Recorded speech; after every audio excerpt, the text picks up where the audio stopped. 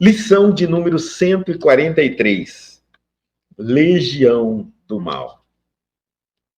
Está no Evangelho de Marcos, capítulo 5, versículo 9.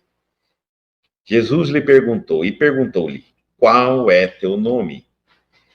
Ao que ele respondeu, Legião é o meu nome, porque somos muitos.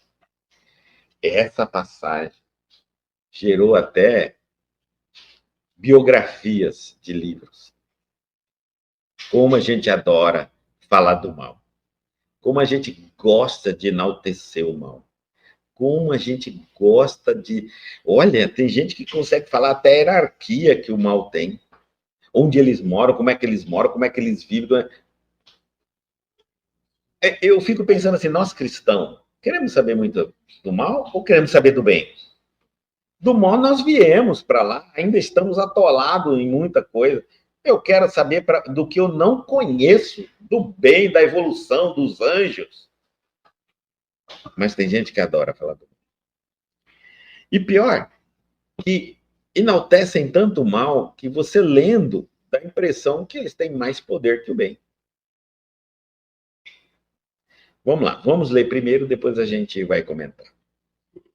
O mestre legou inovidável lição aos discípulos nesta passagem dos evangelhos.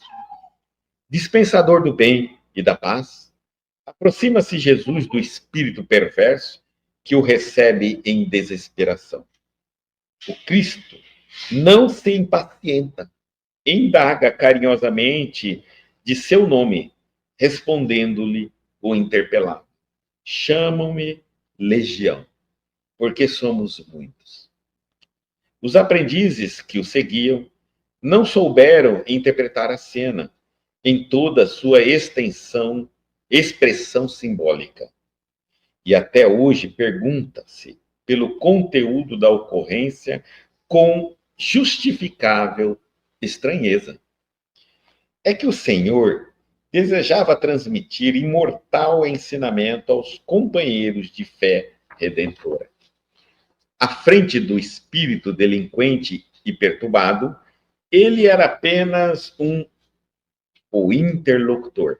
Entretanto, denominava-se legião. Representava maioria esmagadora, personificava a massa vastíssima das intenções inferiores e criminosas. Revelava o mestre que, por indeterminado tempo, o bem estaria em proporção diminuta comparado ao mal em aludes arrasadores. Se te encontras na terra, não te esqueça de perseverar no bem, dentro de todas as horas da vida, convicto de que o mal se faz sentir em derredor à maneira de legião ameaçadora, exigindo funda serenidade e grande confiança no Cristo, com trabalho e vigilância até a vitória final. Vê que não é tão fácil. Esse é o momento em que Jesus vai fazer uma desobsessão bíblica. Todo mundo fala assim, porque aonde existe uma reunião de desobsessão para o espiritismo implantar?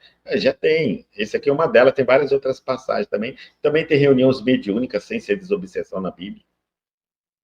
Então, o mestre legou, está mostrando assim, o mestre legou inovidável lição aos discípulos nessa passagem dos evangelhos.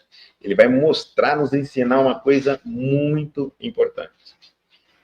Dispensador do bem e da paz, aproxima-se Jesus do espírito perverso que o recebe em desesperação. Bom, lógico que o espírito perverso, se não estivesse na presença de Jesus, não estava desesperado, porque estava dominando aquele homem totalmente, ia levá-lo à morte. Nós conhecemos vários casos em que o espírito obsedia uma pessoa e leva-o à morte. porque suga-lhe toda a energia vital, com o tempo ele para de comer, com o tempo ele para de dormir, com o tempo... Nós conhecemos diversos casos assim, isso é muito comum, muito natural. Então, e Jesus, quando chega próximo desse espírito, aí ele entra em desespero, porque há um magnetismo, os fluidos que saem de Jesus, de bondade, de paz, levam aquele espírito perverso a se sentir mal, porque inconscientemente um espírito evoluído, ao se aproximar de um espírito não muito evoluído, dispara nele um processo automático, inconsciente, de rever seus erros. Compreenderam? Por isso eles se sentem muito mal perto dos bons. Os maus espíritos sentem constrangidos de estarem próximo aos bons espíritos. Não há guerra, não há luta, não há disputa, não há maus tratos. Por isso que a gente não admite anjo de espada e escudo batendo em espíritos, em diabo, demônio, e nos espíritos inferiores. Porque não precisa. Basta que um espírito evoluído se aproxime de um espírito inferior e o inferior é cometido por imagens dos seus erros, por culpa dos erros que ele cometeu. Isso faz com que ele sinta intimidado, lhe dói o corpo, lhe dói, faz com que ele fique fraco, impotente, ele entra em desespero. Muitos desmaiam, simplesmente desmaiam, porque é dado a ele uma dose de paz e de tranquilidade que faz muito tempo que ele não se nutre. Ele passou a se nutrir por muito tempo de ansiedade, de ódio, de raiva. Vem a tranquilidade, vem a paz, e ele desaba de cansaço. Ele está extremamente exausto. Agora ele é dosado de uma energia pacificadora e tranquila, ele desaba. Tá? Então não existe luta, não existe desaforos, etc. Mas esse espírito, então, vê Jesus e entra em desespero, porque imediatamente ele falou: é agora que eu vou me lembrar dos meus erros, né? Porque quando a gente está brincando alguém, quando a gente está fazendo maldade a alguém, a gente esquece dos nossos erros.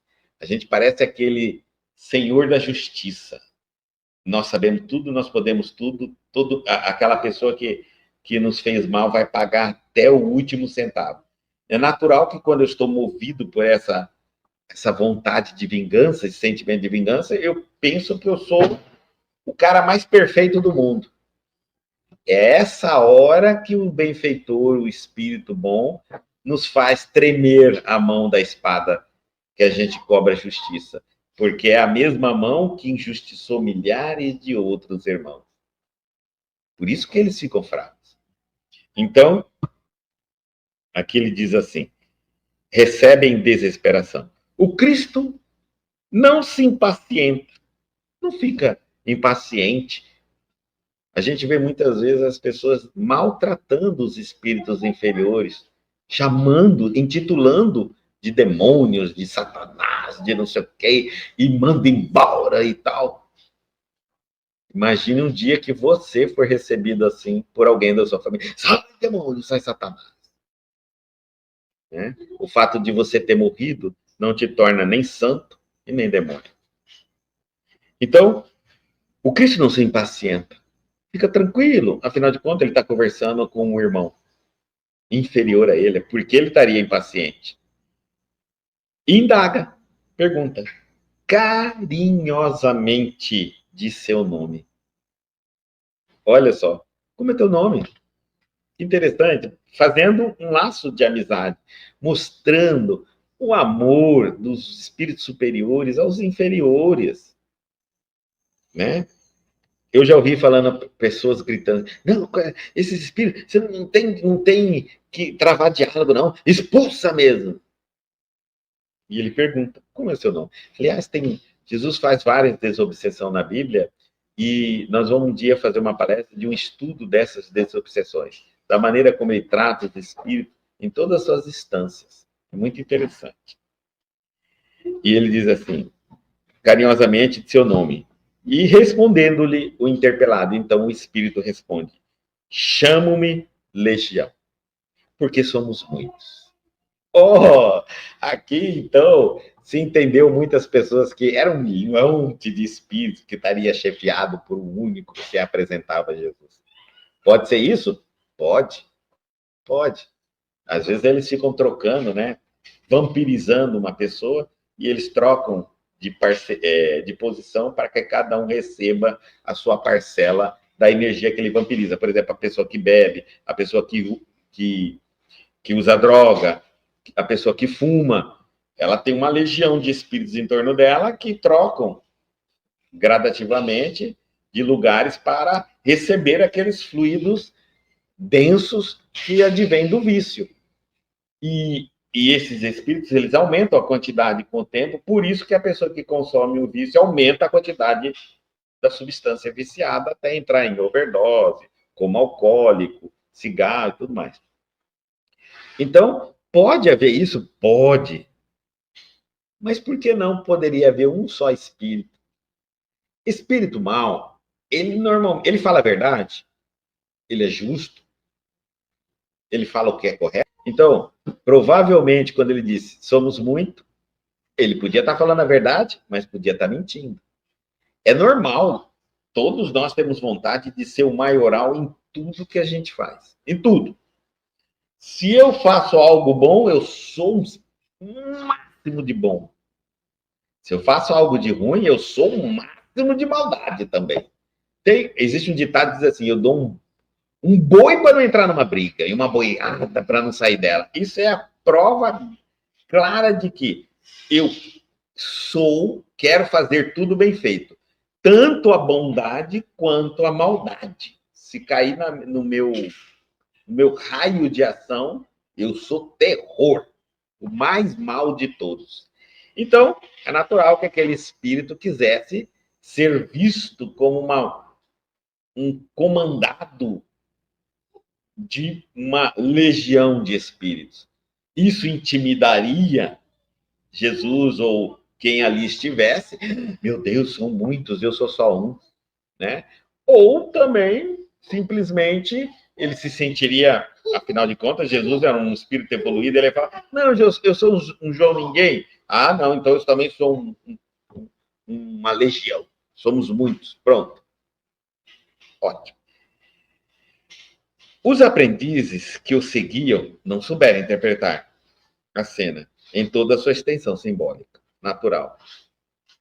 E até hoje, pergunta-se pelo conteúdo da ocorrência com justificável estranheza. O que quer dizer aquilo? Era muito ou não era muito? Nós podemos entrar por 3 linhas de pensamentos aqui. 3 linhas, 3 correntes. E todas elas funcionariam. Vamos lá. É o Senhor que deseja transmitir imortal ensinamento aos companheiros de tarefa redentora. O Cristo não perdia a oportunidade, então ele falou: agora eu vou ensinar aqueles que me observam e me seguem. À frente do espírito delinquente e perturbado, ele era apenas um. Está falando aqui, ó. Ele não era essa legião, ele não era multidão, ele era apenas um. O interlocutor. Entretanto, denominava-se legião. Era muito humilhante você ser um espírito ruim, maldoso, né? Encontra com Jesus, a evolução é um disparate. É humilhante demais. É como se a gente fosse uma criança dizendo assim: eu vou chutar sua canela. Tá, né, gente? Então, representava. Aí agora, o mais importante não é se ele era 1, 2, 1 milhão, 100, 200. Chegaram até dizer que legião, o nome dado por ele, os romanos, o exército romano era dividido, sim, em grupos de 100 soldados, 100 em 100, 100 em 100. Cada 100 soldados era uma legião.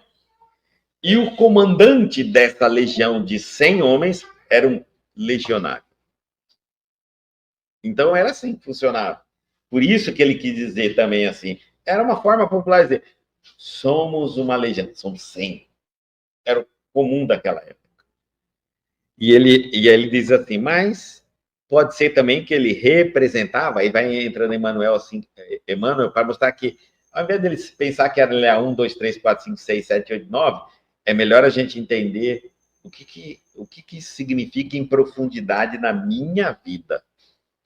Na minha vida, representava a maioria esmagadora, personificava a massa vastíssima das intenções inferiores e criminosas. Aquele espírito estava representando, em comparado com Jesus, 100, 1 para 100, ele estava mostrando, nós somos 100 maldosos no mundo para um como você. 2 de você, 200 maldosos. Compreenderam? Uma quantidade. Considera que você vai lutar com 100 homens. Ixi, é muito, hein? É um comando, é um batalhão de um exército romano. 100 homens. O que ele quer dizer para Jesus? Você é muito pouco neste mundo para nos enfrentar. Muito.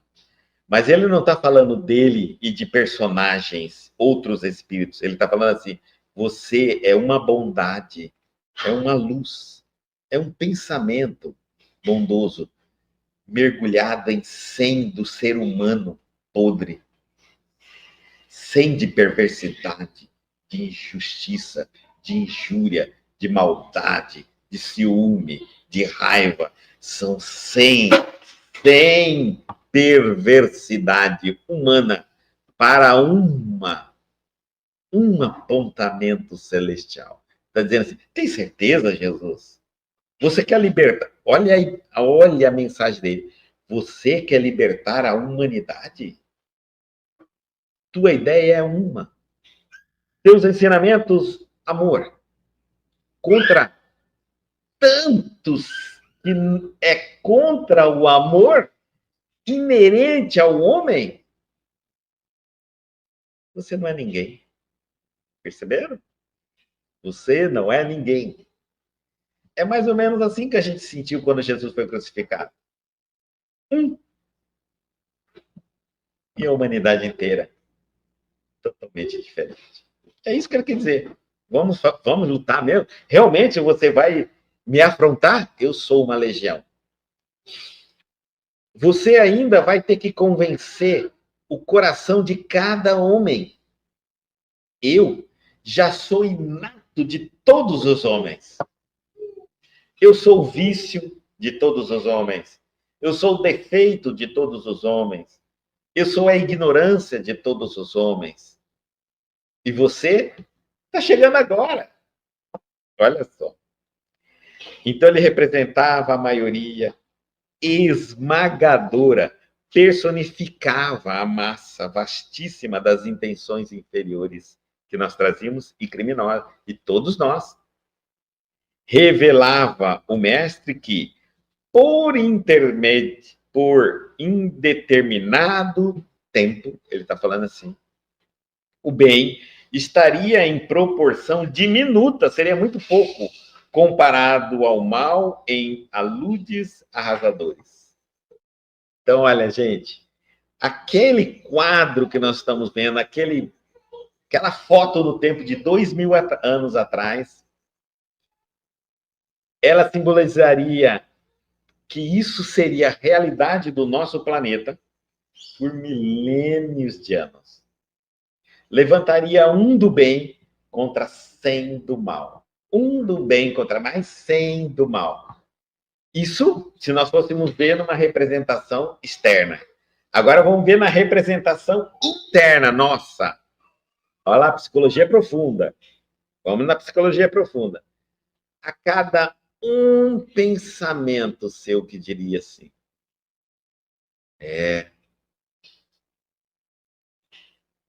vou estudar.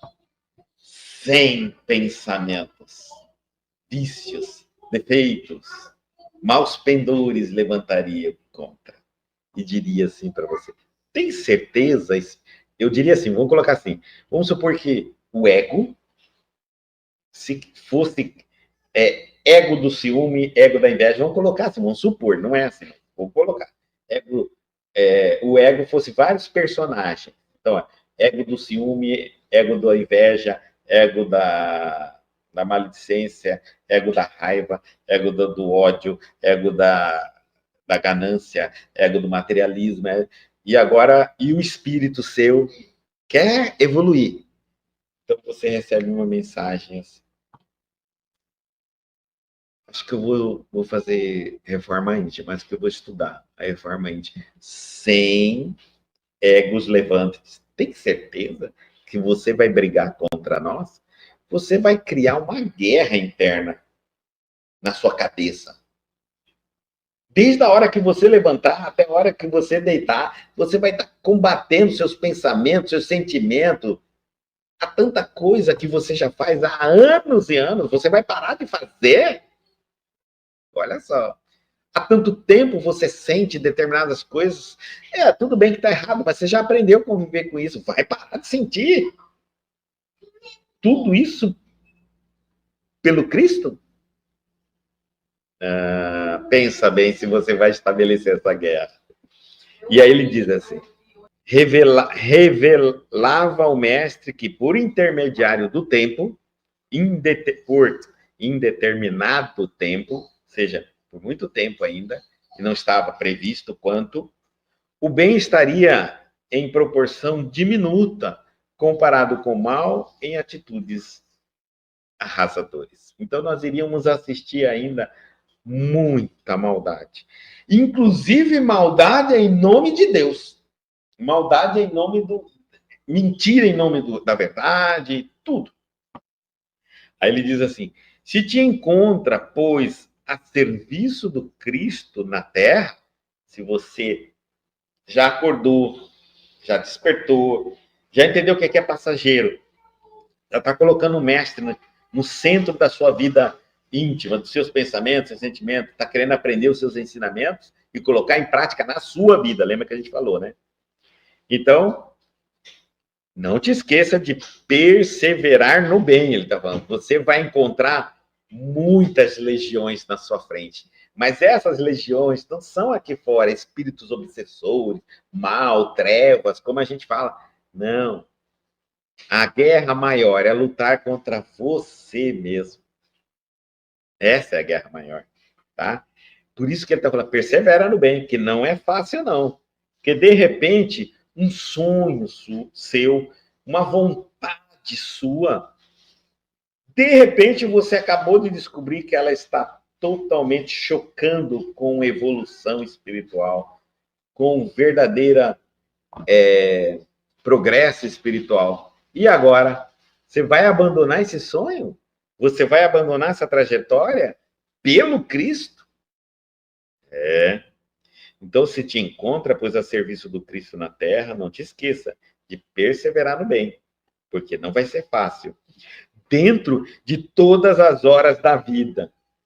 Olha, isso aqui, ó, dentro de todas as horas da vida, faz a gente pensar o seguinte: não desanime a vigilância, não desligue a vigilância. Porque o maior erro nosso é achar que a gente tem que estar vigilante em determinados momentos. O mal, ele não perde tempo, ele não para nunca, ele não descansa. E a gente acredita que o mal só nos tenta em determinados momentos, determinadas horas. Então, e por isso que ele fala, dentro de todas as horas da vida, em todo momento, fica sempre focando, eu sou um cristão, eu estou a serviço do bem da minha consciência, da ética da minha consciência, da verdade da minha consciência. Então, eu quero bem todos os meus irmãos, todas as pessoas, todos, independente se é inferior, se é evoluído, se não é, quero bem de todos, quero ensinar, quero ajudar, quero servir. Pronto, caminho. Convicto de que o mal se faz sentir em derredor. Mas está falando bem claro, né, para nós. Não se esqueça que você vai sentir o mal ao teu redor. Esteja convicto disso, quer dizer, não vacile, tá? Você vai sentir a maldade em torno de você o tempo todo. E a maldade, ela é assim, ela sempre tenta te chamar a atenção, te desviar foco. O que ela puder ganhar, ela ganha. A maldade, ela é assim, né? Mas eu não estou também só falando dessa maldade aqui externa, não. Essa é mais tranquila. Sempre que nós estivermos falando é da maior maldade que trazemos dentro de nós. Mas e qual seria a maior maldade minha? O materialismo, o império do materialismo. Não adianta negar a quem quer que seja. Dentro de nós, a nossa cultura, a nossa educação já criou o império do materialismo. Já estamos todos nós servindo ao materialismo há muito tempo. Sério, Guto? Sim, ué. Basta ver quantas horas você se dedica calculando, quantas horas você se dedica sonhando, quantas horas você se dedica dando energia para arrecadar bens materiais. Pronto.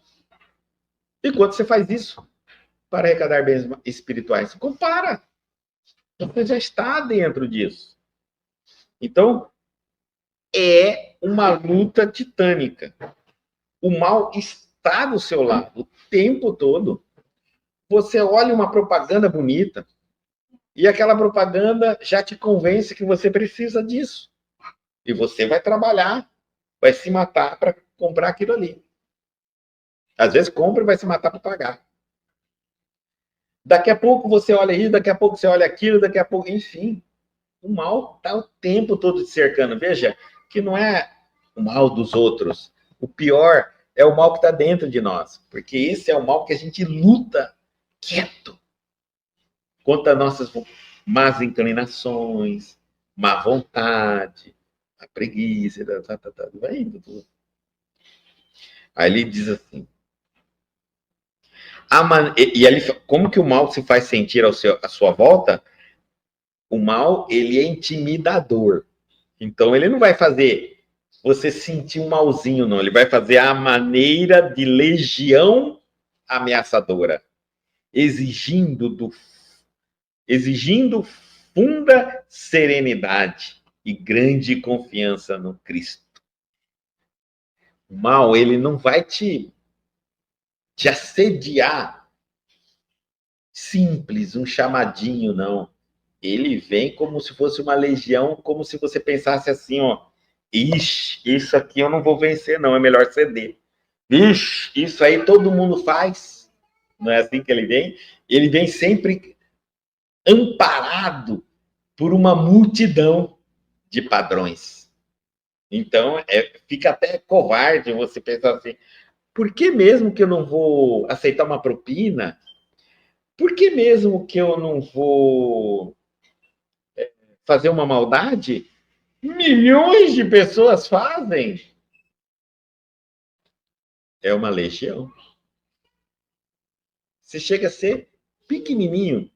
A sua vontade é tão pequena, a sua vontade de ser bom, ético, moral, é tão pequena diante de um assédio de legião de maldade, de maus pendores, de vícios e de defeitos. E aí ele diz assim, exigindo funda serenidade, grande confiança. Você tem que acreditar muito em Jesus, porque você vai falar assim, meu Deus, nessa hora é que eu fico pensando, eu tenho que agarrar no Cristo ou soltar de uma vez.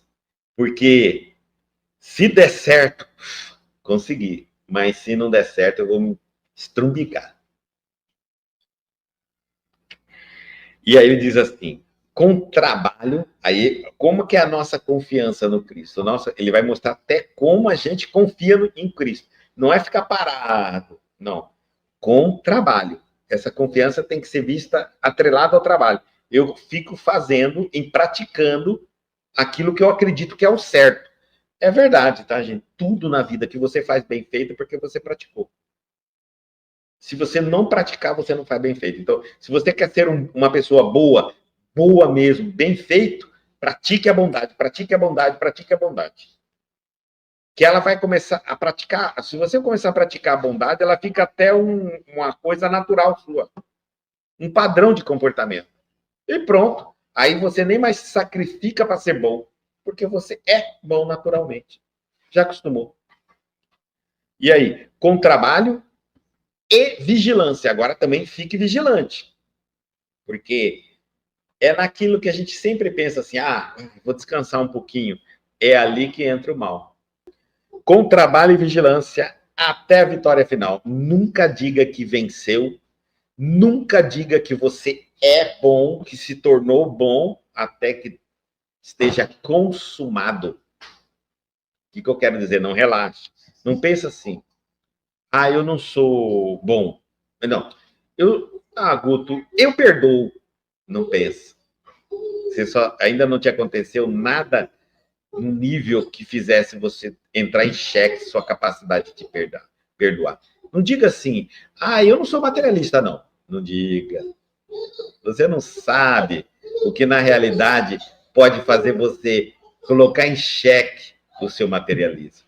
A gente ainda não tem essa noção de como o mal pode nos testar. Então eu digo assim, eu estou lutando sempre em todas as direções da minha vida. Tudo. Até a vitória final. E quem vai me dar esse título de vitória final é o Cristo. Quando eu receber um parabéns dele, então eu concluí a minha missão, a minha jornada pessoal de evolução espiritual.